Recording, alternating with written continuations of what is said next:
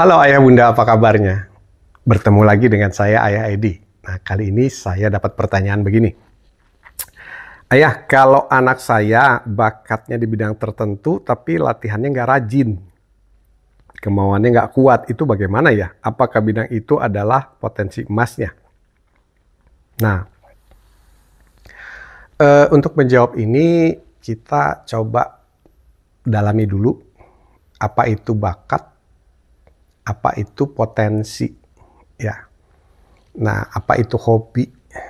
Jadi gini, pengalaman saya membimbing anak ini, eee, yang pertama kita tahu bahwa ada yang disebut bakat. Bakat itu kalau kita definisikan adalah kemampuan. Kemampuan mengerjakan sesuatu secara cepat dan hasilnya bagus, itu bakat.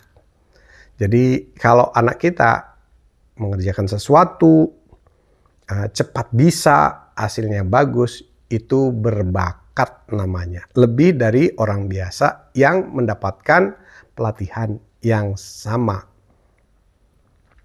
Potensi emas dengan bakat itu serupa. Jadi ya kalau bakatnya di situ, potensinya di situ. Nah kemudian passion. Passion itu adalah kalau dia melakukan itu nggak bosen-bosen. Nah, nggak bosen-bosen. Jadi kalau tadi misalnya semangatnya nggak rajin, kemudian dia bosen, masih harus disuruh-suruh, berarti jelas bahwa potensi emasnya bukan itu, meskipun dia mengerjakan itu berbakat ya. Nah, masalahnya begini, saya juga menemukan banyak anak-anak yang multi talent, ya multi talent, bakatnya banyak atau bisanya banyak. Jadi dilatih ini bisa, dilatih itu bisa, dilatih ini bisa dan sebagainya. Nah, ketika anak yang multi talent ini sulit ditemukan apa potensinya, maka kita coba pertemukan antara bakat dan minat. Dia berbakat tapi berminat nggak?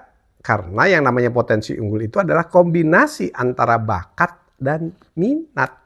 Jadi kalau dia minat kemudian berbakat, maka itu potensi unggul.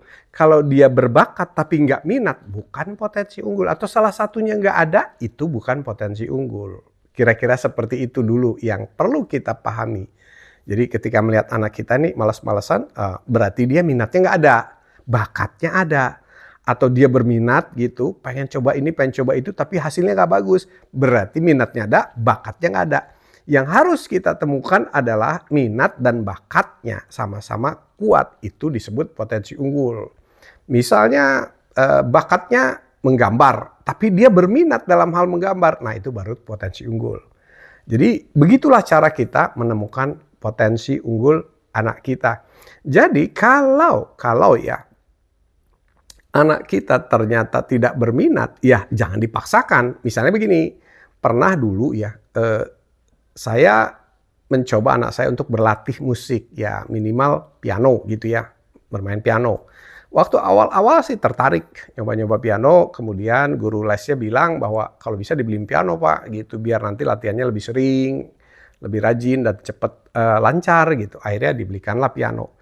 Nah, setelah dibelikan piano, dicoba terus 3 bulan itu nggak minat. Jadi ya ogah-ogahan gitu. Padahal yang semangat saya gitu, karena saya pengen punya anak bisa main piano.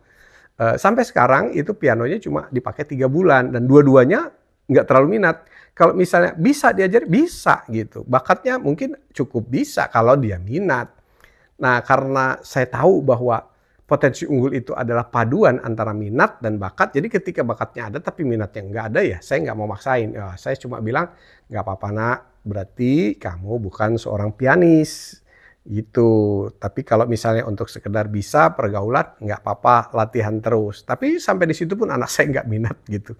Ya nggak apa-apa, akhirnya pianonya nganggur ya. Jadi kelihatan masih baru banget gitu, baru dipakai 3 bulan.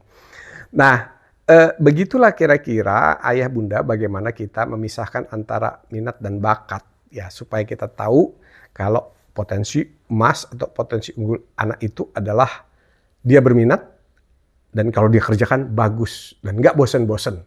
Kalau kita berhasil menemukan itu berarti minatnya di situ. Nah, tinggal berikutnya adalah kira-kira kalau pelatihan pendidikan ini perlunya lewat jalur formal atau tidak. Kalau lewat formal ini kuliahnya jurusan apa, bidang studinya apa, dan adanya di mana. Kalau bisa yang terbaik. Kalau ada di Indonesia ya yang terbaik di Indonesia.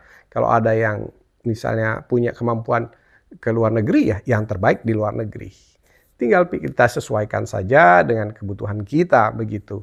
Nah kalau sudah ketemu minat dan bakatnya biasanya studi dimanapun dia akan menjadi unggul.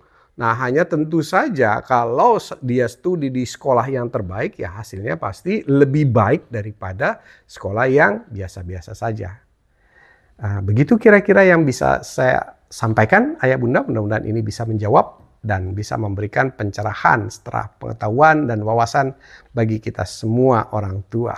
Mari kita bimbing anak-anak kita supaya berhasil menemukan potensi unggulnya dan memilih jurusan kuliah yang pas sesuai dengan potensi unggulnya supaya nanti setelah kuliah dia akan berprofesi di bidang itu dan sukses tentunya. Sekali lagi terima kasih, sampai ketemu lagi. Bagi kita yang ingin berkonsultasi, silakan menghubungi WA 0812 18 18 4712.